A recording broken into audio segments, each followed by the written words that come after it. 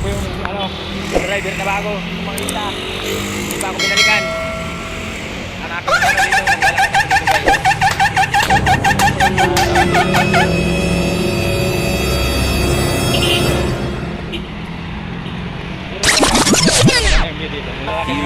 guys.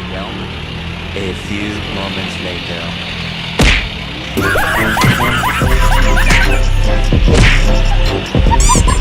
Dalawang model na pinuntahan ko.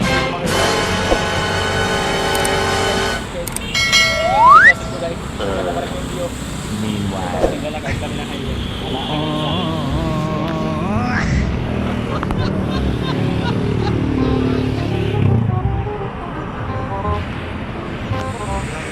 Pero wala pa yung driver na yun. Yung anak ko hindi ko makita.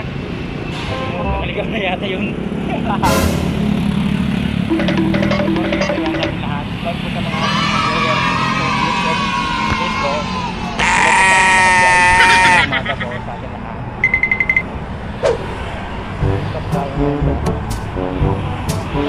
Ito guys, nag-alakad. Punta sa hotel na nagsabot. Nahanap po. Nahanap po.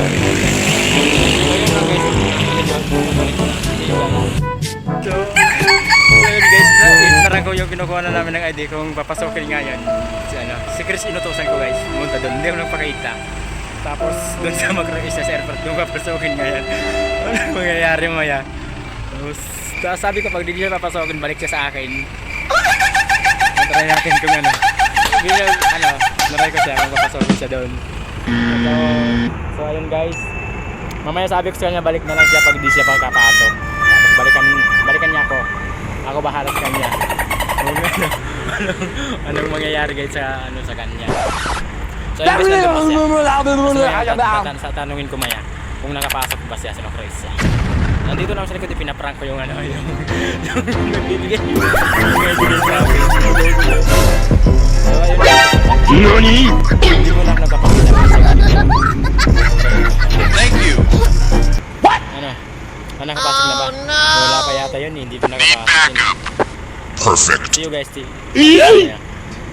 Napasok na. Yun na, pinapasok na. Nakita ko na. Hello there. A So few ayun guys, tulad moments nga po ng later. sinabi ko kanina.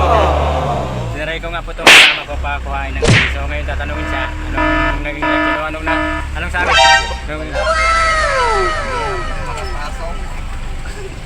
Bakit? Anong sabi? Wala yung pangalan. Anong pang sinabi niya sa'yo? Anong sabi sa'yo?